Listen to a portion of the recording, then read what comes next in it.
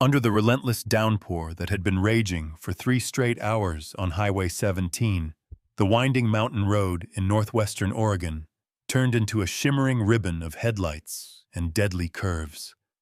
David Harper, a 32-year-old single father, was driving his old pickup truck home after his daughter's violin recital.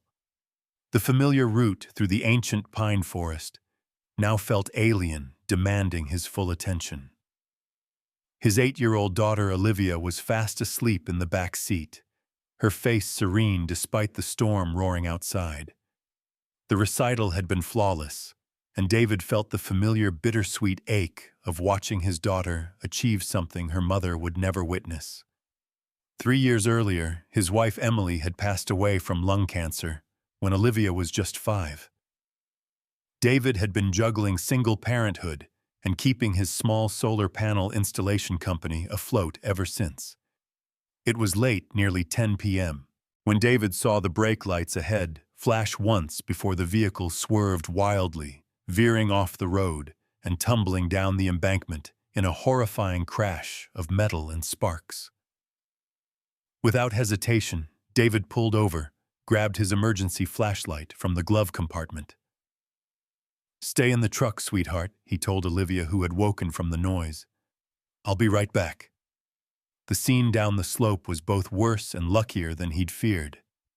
A luxury SUV had slammed into an ancient pine, but the passenger compartment remained intact. Through the cracked windshield, David saw a woman slumped over the steering wheel, her golden hair obscuring her face. He called out as he approached, not wanting to startle her if she was conscious. "Ma'am, can you hear me? I'm here to help." There was no response, only the acrid smell of leaking fuel and the ominous ticking of the engine signaling danger. David tried the driver's door jammed. He moved to the passenger side. The door groaned open with a screech of metal. The woman in her late 20s was unconscious, but breathing steadily. A quick check revealed no serious bleeding or broken bones. But the growing stench of gasoline and the still hot engine told him he had to get her out immediately. "I'm sorry if this hurts," David whispered as he slid his arms under her slight frame. "But we need to get you out of here." The woman stirred as he lifted her, her blue eyes fluttering open briefly, revealing a confused gaze that stirred an oddly familiar pang in David's chest. There was no time to dwell on it. His only focus was carrying her up the slope away from a vehicle that could explode at any moment. Just as he reached the roadway, the SUV erupted in flames. The explosion lit up the night sky, a wave of heat confirming how close they'd come to disaster. Sirens wailed in the distance, growing closer by the second. As David gently laid the woman on the grass beside his truck, she opened her eyes again, this time more alert. Looking up at him, recognition dawned in her expression, like dawn breaking through clouds. "David," she whispered, her voice trembling with disbelief. "David Harper."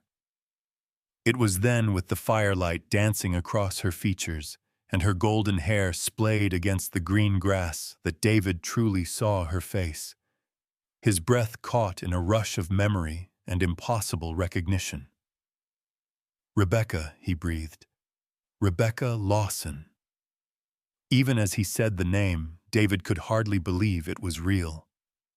Rebecca Lawson was Emily's younger sister, the successful businesswoman who had vanished from their lives 8 years earlier after a devastating argument with her sister.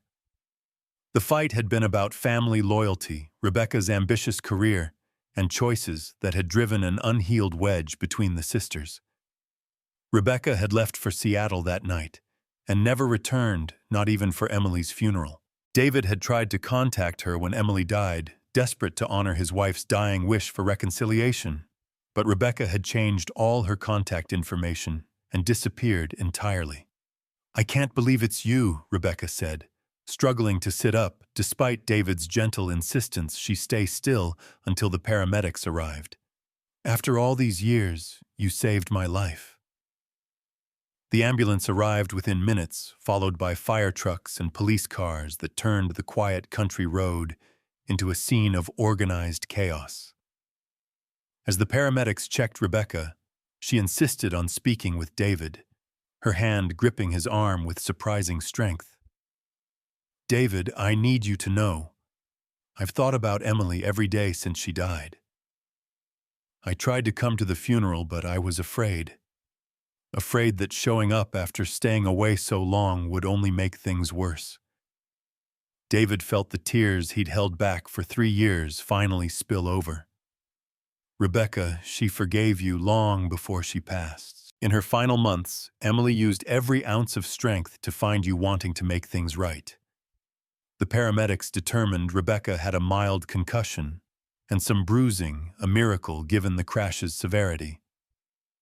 As they prepared to transport her to the hospital for observation, she looked at David with the same gentle stubbornness he remembered in Emily. "I want to see Olivia," she said simply, "if you'll let me." In the days that followed, as Rebecca recovered, she and David began the delicate process of rebuilding a connection severed by pride and misunderstanding. Rebecca explained she had been driving to David's house that very night, finally ready to reach out after years of wrestling with guilt and grief. "I've been successful in business," she told David in the hospital waiting room, while Olivia colored nearby. "More successful than I ever dreamed. But all the money in the world couldn't fill the void Emily's loss left. It couldn't make up for the years I wasted in anger, instead of gratitude for the sister I had." David watched Olivia, who had taken to her new aunt, with the innocent openness of children. "She never stopped loving you, Rebecca." Emily used to tell Olivia stories about Aunt Becca, who lived in the big city, that one day she'd come back. She really said that Rebecca's voice broke. She never gave up hope. And she made me promise that if anything happened to her, I'd make sure Olivia knew about her mother's family, about the woman who taught Emily to be brave, independent, and strong. As Rebecca's recovery progressed, she made a decision that surprised everyone, including herself. Instead of returning to her high-pressure life in Seattle, she chose to stay in Oregon, at least temporarily. She bought a house just 15 minutes from David and Olivia, close enough to be a regular part of their lives, but far enough to respect David's role as Olivia's father. The change in their small family was profound. Olivia blossomed under the attention of an aunt who could share stories of her mother's childhood, who carried Emily's laugh and knack for turning ordinary moments into adventures. Rebecca, in turn, discovered that the success she'd chased for years paled in comparison to the joy of bedtime stories and Saturday morning pancakes. "You know," Rebecca said one evening as she and David watched Olivia practice violin in the living room, that once echoed with Emily's music, "I spent so many years thinking family would hold me back, limit my possibilities." And now David asked, noting how Rebecca's eyes softened as Olivia carefully played Twinkle, Twinkle, Little Star. "No, I think maybe family is what makes all the other possibilities meaningful. Emily tried to tell me that when we were younger, but I was too proud to listen." 8 months after the accident, Rebecca made another decision that showed how completely her priorities had shifted. She established a foundation in Emily's memory focused on providing art education to children who couldn't otherwise afford it. The first scholarship recipient was a boy from Olivia's class, whose talent had been overlooked simply because his family couldn't afford art supplies. "Emily always said art is the language of the soul," Rebecca explained to David as they watched Olivia perform at the Foundation's first benefit concert. "I want to make sure other kids have the chance to speak that language the way Olivia does." A year and a half later, when David finally mustered the courage to tell Rebecca that his feelings had grown beyond friendship, beyond shared grief and family loyalty, she smiled with the radiant joy that always reminded him of Emily. "I was wondering when you'd figure it out," she said, taking his hand as they sat on the porch swing, Emily's favorite spot. "I've been in love with you for months, but I wasn't sure if it was right, given everything." Emily would want us to be happy, David said with quiet certainty. She'd want Olivia to have a mother who loves her, and me to have someone who understands what she meant to both of us. Their wedding was small and intimate, held in the garden behind Rebecca's house with Olivia as the flower girl, and Emily's favorite hymn playing softly in the background.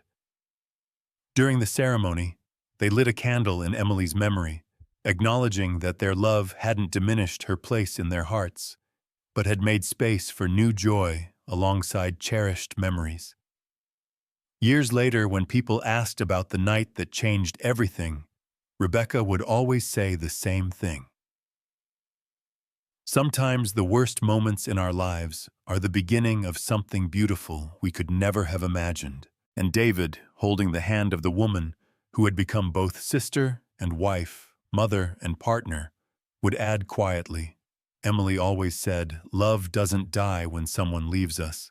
It just finds new ways to express itself, new people to bless, new chances to make the world a little brighter."